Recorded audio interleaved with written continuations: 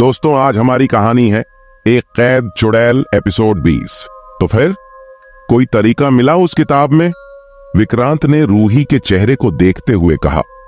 उसको समझना बहुत मुश्किल है, खासकर तब जब उसको मारने की कोई तरकीब ढूंढ रहे हों। रूही ने कहते हुए चाय का एक सिप लिया। हालांकि रक्त के चढ़ावे की सारी विधि तो समझ आती है, लेकिन उसकी मृत्यु की बेहद मुश्किल है। तो फिर हम क्या करें? दिव्या ने उलझन से सबकी ओर देखा। बाबा सूर्यांश के पास चलें, जॉन ने सलाह देते हुए सबकी ओर देखा। वो शक्ल से थोड़े डरावने जरूर है, लेकिन बात काम की करते हैं, बात में दम है। विक्रांत ने उत्सुकता दिखाते हुए रूही की ओर देखा। उनसे बेहतर इस मामले में कोई और मदद नहीं कर सकता। विक्रांत ने रूही की आंखों में देखा तो उसने भी हम्मी में सिर हिला दिया। तो फिर कब चलना है? दिव्या ने घूमते हुए उसकी ओर देखा। आज और अभी। रूही ने चाय का आखिरी घूंट पिया और उसकी ओर शून्य में देखते हुए बोली, एक वादा 100 साल से पूरा होने का इंतजार कर रहा है। एक कैदी 100 सालों से आजादी का इंतजार कर रहा है। बस अब और नहीं रुक सकते, एक सेकंड भी नहीं, उसने कहा। तो सबने एक दूसरे को देखा और तुरंत निकलने के लिए हामी भर दी। रूही और उसके दोस्त बाबा सूर्यांश के पास पहुंच चुके थे, क्योंकि वो लोग जानते थे कि अगर उसी समय भी निकले तो अगले दिन शाम तक ही वापस लौट पाएंगे। उनकी गाड़ी घने जंगल के बीचों बीच एक आश्रम के बाहर जाकर रुकी। उसके आसपास दूर दूर तक किसी तरह का कोई और घर आदि का नामो निशान तक नहीं था। वो उतरे और उसके भीतर प्रवेश कर गए। अंदर का माहौल पिछली बार की ही तरह काफी शांत था। बीच में एक बड़ा चकोर हॉल था और उससे सटे 2 कमरे थे। उसकी छत काफी नीचे थी और दीवारें बड़े बड़े पर्दों से ढकी पड़ी थीं। हॉल में कुछ शिष्यों के अलावा कुछ लोग और भी बैठे थे। उनमें से एक शिष्य आया और उन लोगों को बाबा के पास ले गया। वैसा ही हल्केपन एहसास, चारों ओर अजीबोगरीब वस्तुएं और कुटिया के मध्य में बैठे बाबा सूर्यांश जी। वो अपनी विधि से मुक्त हुए तो रूही ने उन्हें वो किताब थामते हुए अपनी सारी बात समझा दी। वो कुछ देर उसे देखते रहे और फिर आंखें मूंद कर किसी विधि में व्यस्त हो गए। अत्यंत शक्तिशाली और भयप्रद काला जादू है। आखिरकार बाबा सूर्यांश जी ने उनकी ओर देखते हुए ठंडी आवाज में कहा, हैरान हूं उनकी क्रूरता पर जो उन्होंने इस प्रकार का मार्ग चुना होगा। बाबा वो फिर से लौट आया है और खुद को फिर से शक्तिशाली बना चुका है। हम क्या करें कि उसको मार सकें? रूही ने अपनी परेशानी उन्हें बताते हुए कहा।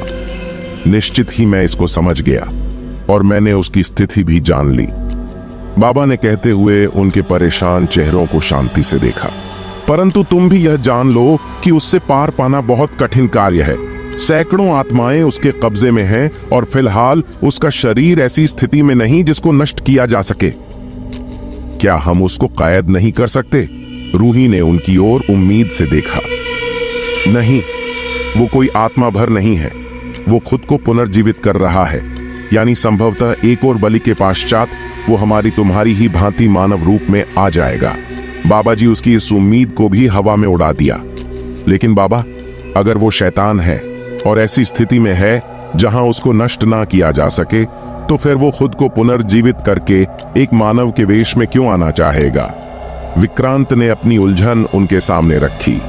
मानव जीवन के लालच, जिसके साथ असीम शक्तियां हों, या फिर कोई पुराना उद्देश्य ही सही, कारण कई हो सकते हैं, बाबा शालीनता से जवाब दिया। क्या हमारे पास कोई तरीका नहीं है? दिव्या ने खींचते हुए पूछा। एक तरीका तो है, लेकिन कितना उचित, उसका निर्णय आप खुद करो, बाबा ने कहते हुए दिव्या की आंखों में देखा। अगर आप खुद ही किसी की बलि उसको चढ़ा दें तो वो मानव शरीर में हो जाएगा जिसको नष्ट किया जा सके। परंतु मुश्किल यह है कि आप एक शैतान को मारने के लिए खुद शैतान नहीं बन सकते। बाबा ने समाधान बताया तो रूही खड़ी होते हुए उसमें घूमने लगी और कुछ देर बाद तेजी से बोली, अगर हम किसी अन्य जीव का रक्त उसको चढ़ा दें तो क्या काम बन सकता है? रूही ने उत्सुकता से उनकी ओर देखा। लगता तो नहीं, परंतु एक कोशिश करके देख सकते हो। लेकिन यह याद रखना कि यह अगर इसने कार्य नहीं किया जिसकी आशा ना के बराबर है तो वो आप लोगों की अंतिम कोशिश भी हो सकती है, बाबा सूर्यांश ने साफ करते हुए कहा, और फिर एक चाकू निकालते हुए उस पर कुछ मंत्रों का जाप करने लगे। और ये ले जाओ, अगर वो जीवित हो जाए तो इसको उसके शरीर में उतार देना, हम कोशिश करेंगे, रूही ने कहा। तो सबने उसके चेहरे को देखा। कोई कुछ नहीं बोला, क्योंकि सब जानते थे कि इसके अतिरिक्त कोई और तरीका नहीं है। कई लोग अपनी जान गंवा चुके हैं, ना सिर्फ कॉलेज में बल्कि बाहर भी, और ना जाने कितनी ही जानें अभी खतरे में होंगी। हमें यह जोखिम तो लेना ही पड़ेगा, रूही ने कहा। तो सबने हिम्मत दिखाते हुए हाँ में हाँ मिला दी। बाबा सूर्यांश जी के आश्रम से वापस लौटते हुए उन्हें अगले दिन की शाम होने वाली थी। वो सभी अपनी अपनी उलझनों में खोए हुए गाड़ी में बैठे थे। कोई भी एक दूसरे से बातें नहीं कर रहा था। तभी दिव्या ने फोन की स्क्रीन देखते हुए कहा, बस इसी की कमी और थी। उसने आलस से कहते हुए फोन जेब में रख लिया। क्या हुआ? जॉन ने पिछली सीट पर बैठी दिव्या के चेहरे को मुड़ते हुए देखा। कॉलेज में सबको लगता है कि कातिल आखिरकार पकड़ा जा चुका है, और इसी की खुशी में प्रिंसिपल और स्टाफ ने आज शाम एक छोटी सी पार्टी रखी है। दिव्या कहते हुए ऐसी हंसी जैसे उनकी मूर्खता पर सिर पीटना चाहती हो। चलो कोई तो खुश है, रूही ने खिड़की से बाहर झांकते हुए रूखी आवाज में कहा। हाँ, बस वो आत्माएं वहां भी आकर भांगड़ा ना करने लगे, ललित ने मासूमियत से कहा। तो सब जोर से हंस पड़े। रूही को महसूस हुआ, न जाने कितने वक्त बाद वो हंसी उसके चेहरे पर फैली थी। विक्रांत, गाड़ी कॉलेज को ले लेना। उसने मुस्कुराते हुए दूर देखा और सोच में डूब गई। शाम हो चुकी थी और पूरा कॉलेज दूधिया रोशनी में नहाया हुआ था। कॉलेज के सामने बना बड़ा सा मैदान टेबल्स और तरह तरह की सजावटी चीजों से भरा हुआ था। सभी स्टूडेंट्स रंग बिरंगी पोशाकें पहने और हाथों में सॉफ्ट ड्रिंक्स के गिलास थामे इधर उधर घूम रहे थे। कुछ टेबल्स पर बैठे हुए बातों में मशगूल थे, तो कुछ सामने बज रहे मधुर संगीत पर झूम रहे थे। रूही और उसके दोस्त कॉलेज में दाखिल हुए तो माहौल देख कुछ देर के लिए अपनी चिंताएं परे रखते हुए खुश हो गए। वो अपने साथ बलि देने के लिए एक प्यारा सा डॉगी लाए थे, जो उन्होंने कार में ही बंद कर दिया था। सभी का मन उसकी बलि के लिए भारी था, खासकर ललित का। वो तब से कई बार उसको छोड़ने की बात कर चुका था, लेकिन सब जानते थे कि उसके अलावा उनके पास कोई और चारा नहीं था। क्या हम जीत गए? रघुनाथ जी ने रूही की बगल में आते हुए कहा, जो मुस्कुराती हुए सबके खुश चेहरों को देख रही थी। रूही ने मुड़कर देखा तो वो हाथ में ड्रिंक लिए उत्सुकता से उसे देख रहे थे। जश्न तो मनाए जा रहे हैं, रूही ने दूर लोगों को देखते हुए कहा, जो बेपरवाही से खुशियों में डूबे थे। वैसे जीत सही मायनों में क्या है सर, जब हार की ओर गुंजाइश ना रहे। कहते हुए रघुनाथ जी ने ड्रिंक का एक सिप लिया। तो अभी मंजिल दूर है सर, रूही ने नकली मुस्कान होठों पर लाते हुए कहा। तो रघुनाथ जी ने फिक्र दिखाते हुए हम्म में सिर हिलाया और वहां से चले गए। ड्रिंक? अचानक से पीछे से आई आवाज पर रूही ने देखा तो विक्रांत खड़ा था। उसके हाथों में 2 गिलास थे, जिसमें से एक रूही ने थाम लिया। जॉन और दिव्या एक ओर खड़े बातें कर रहे थे, जबकि ललित किसी अफसोस में डूबा पास ही एक टेबल के किनारे बैठा था। इन्हीं में कहीं मेरी प्रिंसेस भी होगी ना, उसने झूमते लोगों को देखते हुए कहा।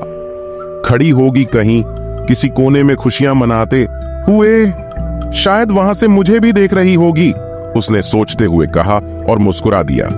हाँ, होगी तो सही, पर खुश होगी ये जरूरी नहीं, रूही ने कहा और दोनों हंस दिए। वो यूं ही कुछ देर बातें करते रहे। रूही ने देखा सामने एक और ध्रुव खड़ा था। उसके हाथ में ड्रिंक थी और चेहरे पर पहले के मुकाबले थोड़ी राहत।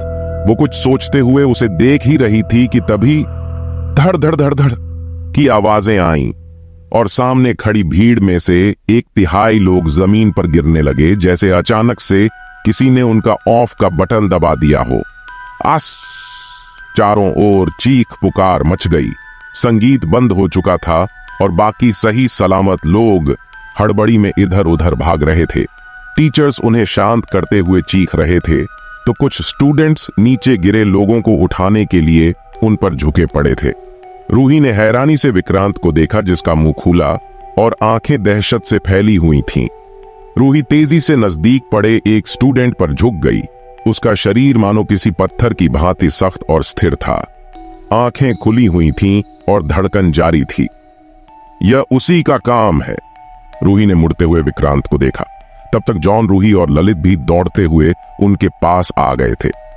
वो बड़ी तबाही के लिए तैयार है। हमें यह आज ही करना होगा। ये लोग ठीक तो हो जाएंगे ना? दिव्या ने परेशानी से उसे देखा। हाँ, अगर हम उसे मार सके तो जरूर, रूही ने तेजी से कहा तो सभी कार की ओर दौड़ पड़े। रूही तेजी से ध्रुव के पास गई। हम शैतान को उसके अंजाम तक पहुंचाने जा रहे हैं और हमें तुम्हारी भी मदद चाहिए होगी, रूही ने ध्रुव से कहा। तो वो एक पल के लिए सोचने लगा। जितने भी लोग हों उतना बेहतर है। ठीक है, ध्रुव ने अनचाहे मन से कहा और कार की तरफ चल दिया। रूही एक पल के लिए मुड़ी और उस भयंकर नजारे को दौड़ती नजर से देखने लगी। अगर वो आज नाकामयाब हुई तो अनगिनत जाने जाएंगी, अनगिनत मासूम और निर्दोष जाने। वो लोग एक आखिरी जंग के लिए पुराने किले पहुंच चुके थे। रूही सबसे आगे थी और बाकी सब उसके पीछे। उसने देखा किले के आसपास पुलिस के डू नोट क्रॉस के टेप लगे हुए थे, जो जाहिर था उस दिन माधो सिंह की गिरफ्तारी और लाश के मिलने के बाद लगाए गए थे। वो उन्हें पार करते हुए अंदर प्रवेश कर गए। आखिरकार वो उस तहखाना नुमा बड़े से हॉल में पहुंच चुके थे। चारों ओर अंधेरा फैला हुआ था। विक्रांत ने आगे बढ़ते हुए साइड में लगे मशालों को जला दिया और एक हल्की रोशनी पूरे में फैल गई। रूही के पैर डर से कांप रहे थे और गला सूखा हुआ था। एक जरा सी गलती न सिर्फ उसकी मौत का कारण बन सकती थी, उसके दोस्तों और कॉलेज में बेहोश पड़े अनगिनत लोगों की भी। यहां कोई नहीं है, जल्दी से अपना काम निपटाते हैं, विक्रांत ने रूही की ओर देखते हुए कहा। तो रूही ने हम्म में सिर हिलाते हुए इधर उधर देखा और तभी एक भयानक आवाज गूंज उठी। इतनी भी जल्दी क्या है? डर से सभी थर्रा गए। रूही ने सामने देखा तो एक अंधेरे कोने से वो चला आ रहा था। धीरे धीरे वो आगे आया और उसका मनहूसियत भरा चेहरा दिखाई दिया। उसकी लाल आंखें चमक रही थीं और शरीर पहले की परछाई और काली धुंध के मुकाबले ठोस हो चुका था। लगता है तुम्हें मेरा संदेश मिल चुका है, वो कहते हुए कुटिलता से मुस्कुराया।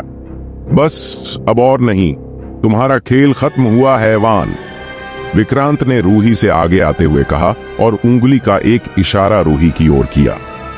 तुम्हारे जज्बाती दोस्त, वो बच्चों की तरह मुंह बनाता हुआ हंसा। मुझे बड़े अच्छे लगते हैं, कहते हुए उसने एक हाथ हवा में उठाया और विक्रांत के पैर ऊपर उठने लगे। वो एक झटके में धाड़ की आवाज के साथ दूर दीवार से जा टकराया।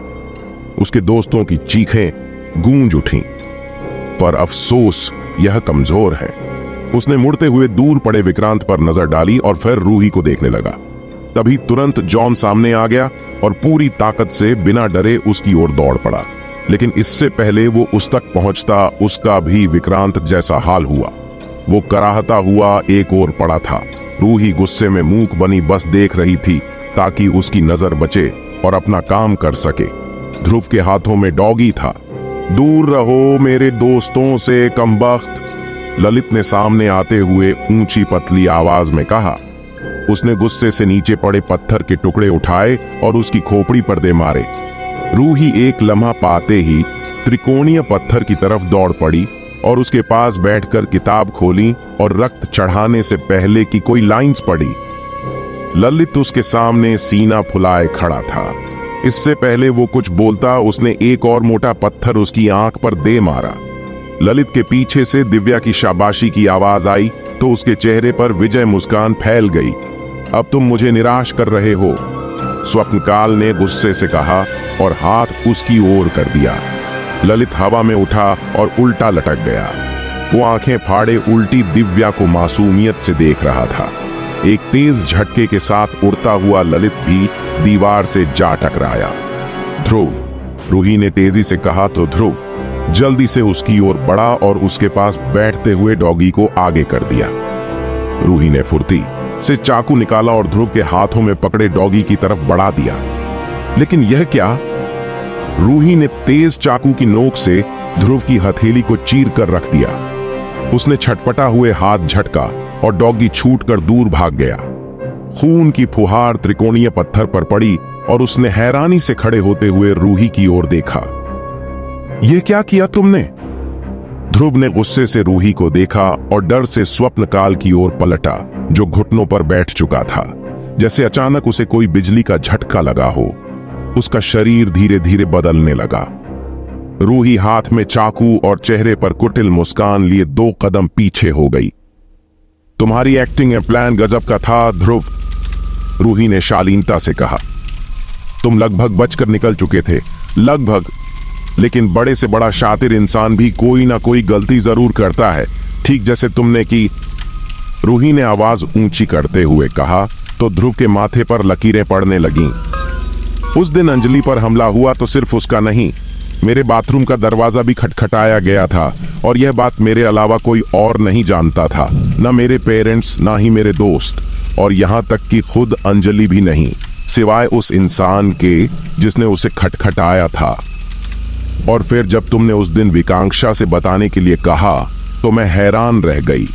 मेरा शक उस समय और गहरा हो गया जब यहां से जाते समय मैंने सोशल साइट्स पर सर्च करके तुम्हारा पूरा नाम देखा, ध्रुव सिंह राठौर।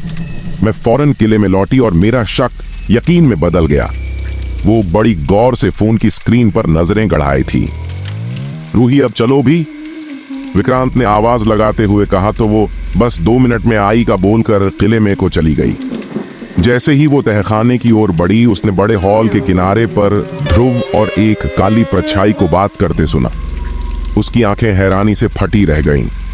मुझे उसकी बलि चाहिए, चाहे कुछ भी करो, उसके रक्त का छड़ावा करो। उस काली परछाई की गुस्से भरी आवाज गूंजी।